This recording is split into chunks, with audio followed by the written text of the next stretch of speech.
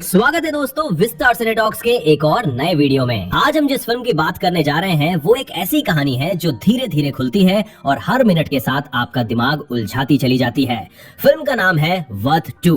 ये कोई सीधी सादी जेल स्टोरी नहीं है, बल्कि ये इंसानों के अंदर छिपे डर, गुस्से, पछतावे और इंसाफ की तलाश की कहानी है। सबसे दिलचस्प बात यह है कि आपको इस फिल्म का पहला पार्ट देखने की कोई जरूरत नहीं है। ये एक अलग कहानी है, नए किरदार है और एक नया रहस्य है जो शुरू से अंत तक आपको बांधे रखता है। कहानी हमें एक ऐसी जेल के अंदर ले जाती है जहां हर इंसान अपने अतीत के बोझ के साथ जी रहा है। हर कैदी की आंखों में एक कहानी है और हर कहानी के पीछे एक दर्द छिपा है। इसी जेल में सालों से बंद है मंजू सिंह। बहुत साल पहले उस पर आरोप लगा था कि उसने एक शादीशुदा जोड़े की हत्या कर दी, सिर्फ पैसों के लिए। कोर्ट ने बिना ज्यादा देर किए उसे लंबी सजा सुना दी। समय बीतता गया, साल गुजरते गए और मंजू की जिंदगी जेल की चार दीवारी में ही सिमट कर रह गई। अब कहानी प्रेजेंट में आती है। 28 साल बीत चुके हैं। मंजू अब बूढ़ी हो चुकी है। उसका चेहरा शांत है, लेकिन आंखों में एक अजीब सा खालीपन है। इतने सालों में उसने बोलना कम और समझना ज्यादा सीख लिया है।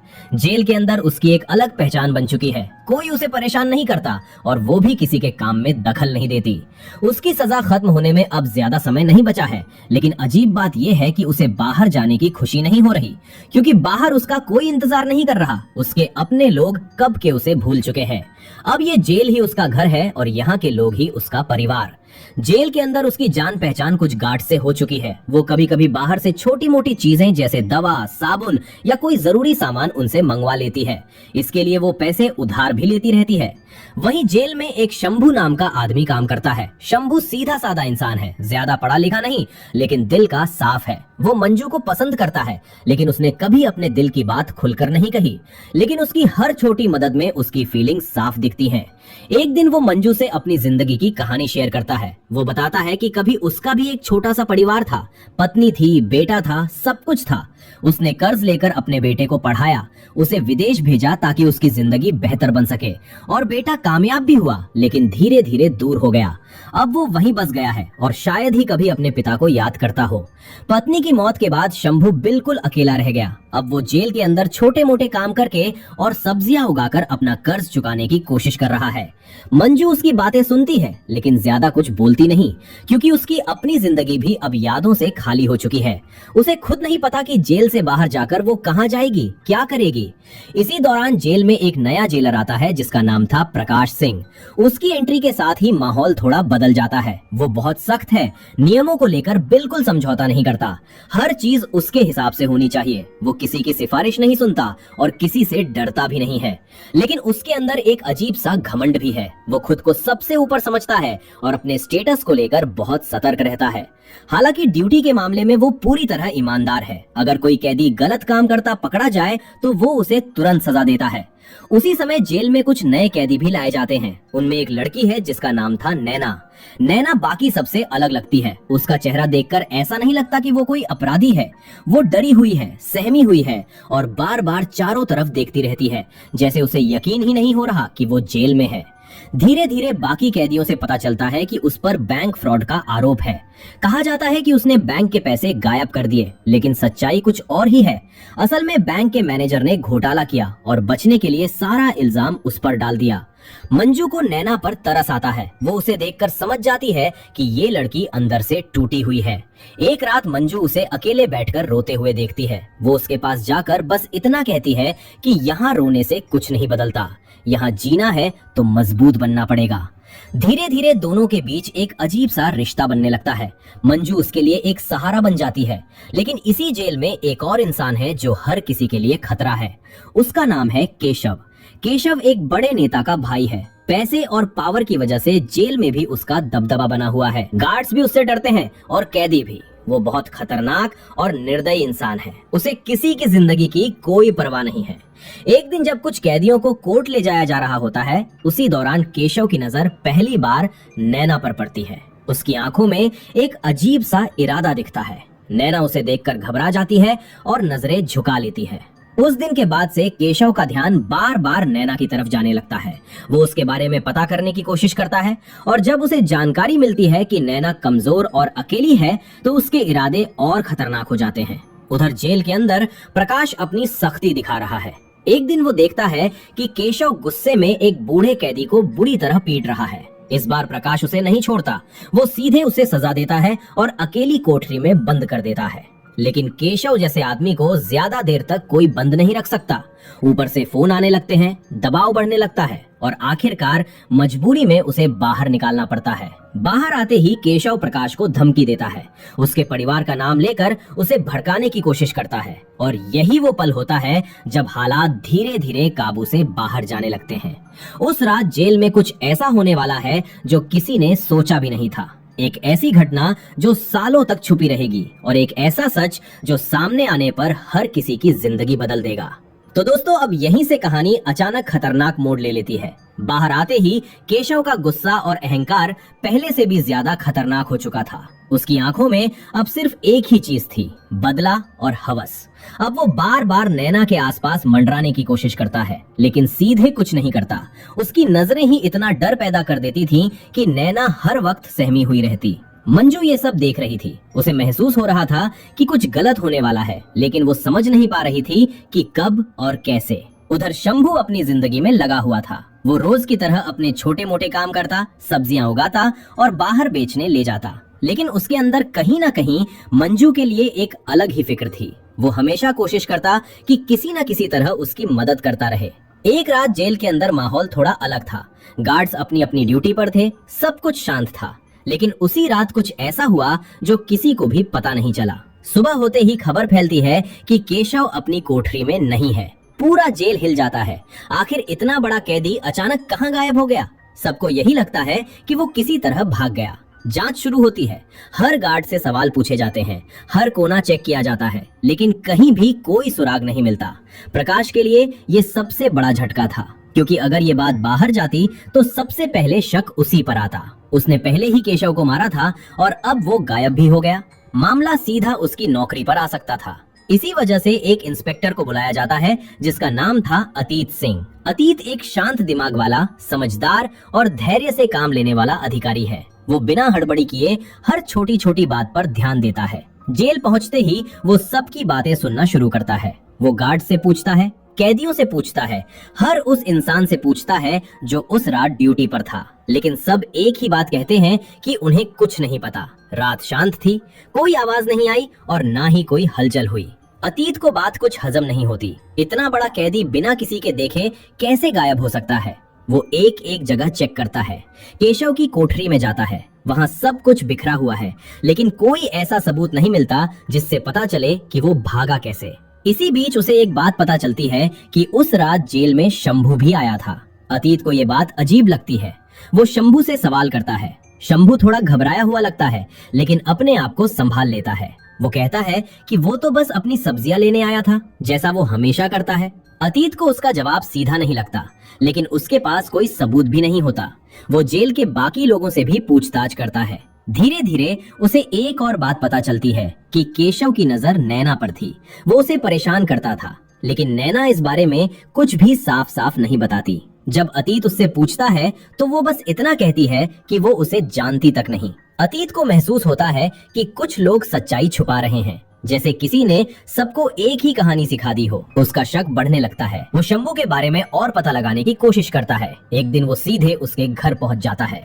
शंभू का घर बहुत साधारण है। वहाँ ज्यादा कुछ नहीं है, बस एक छोटा सा कमरा, कुछ सामान और एक बड़ा सा फ्रिज।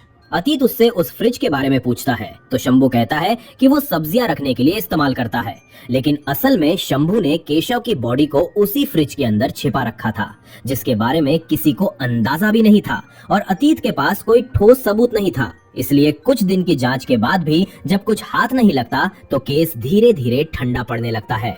प्रकाश पर ऊपर से दबाव था, लेकिन बिना सबूत के कुछ किया नहीं जा सकता था। आखिरकार मामला वहीं दब जाता है। सब मान लेते हैं कि शायद केशव किसी तरह भाग गया।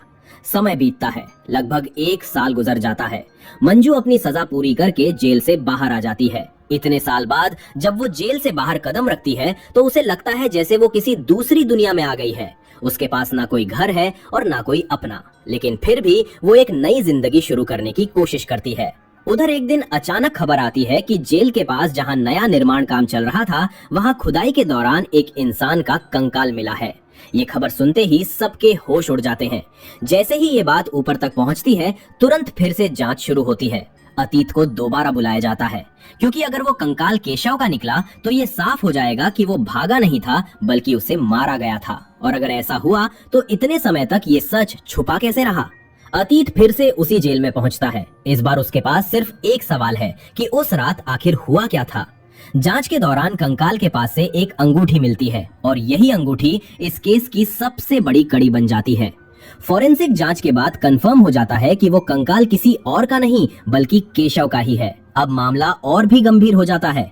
ऊपर से अतीत को सिर्फ 3 दिन का समय दिया जाता है कि 3 दिन में कातिल को ढूंढो वरना तुम्हारी नौकरी गई। अब अतीत समझ चुका है कि ये कोई साधारण मामला नहीं है। यहाँ किसी ने बहुत सोच समझकर सच्चाई को दबाया है और इस बार वो ठान लेता है कि चाहे जो हो जाए वो उस रात का सच सामने लाकर ही रहेगा। अब कहानी अपने सबसे अहम और इमोशनल मोड़ पर पहुंचने वाली है। सच धीरे धीरे सामने आना शुरू हो चुका है, लेकिन अभी भी कई टुकड़े ऐसे हैं जो एक दूसरे से जुड़ नहीं पा रहे। अतीत के पास सिर्फ 3 दिन का समय है। अगर इस बार भी वो सच तक नहीं पहुंच पाया तो उसका करियर खत्म हो सकता है। लेकिन इस बार मामला सिर्फ नौकरी का नहीं है, अब ये उसकी जिद बन चुकी है। वो सबसे पहले उन लोगों से फिर से पूछताछ शुरू करता है जो उस रात ड्यूटी पर थे। इस बार उसका तरीका अलग होता है। वो सीधे सवाल नहीं पूछता बल्कि लोगों को मानसिक तौर पर दबाव में डालकर सच निकलवाने की कोशिश करता है। सबसे पहले वो नदीम को बुलाता है। नदीम वही गार्ड है जो केशव के सबसे करीब रहता था। हर छोटी बड़ी सुविधा उसी के जरिए केशव तक पहुंचती थी। अतीत को पूरा यकीन है कि अगर किसी को सच पता है तो वो नदीम ही है। शुरू में नदीम वही पुरानी कहानी दोहराता है कि उसे कुछ नहीं पता, उसने कुछ नहीं देखा। लेकिन इस बार अतीत उसे आसानी से छोड़ने वाला नहीं था। काफी देर की सख्त पूछताछ के बाद नदीम टूट जाता है। वो बताता है कि उस रात जब प्रकाश ने गुस्से में आकर केशव को बहुत बुरी तरह पीटा था, उसके बाद माहौल काफी तनाव भरा हो गया था। बाद में उसने फीमेल वार्डन रजनी को फोन किया था क्योंकि केशव को किसी काम से वहां जाना था। ये बात सुनकर अतीत का शक और गहरा हो जाता है। अब वो सीधे रजनी के पास पहुंचता है।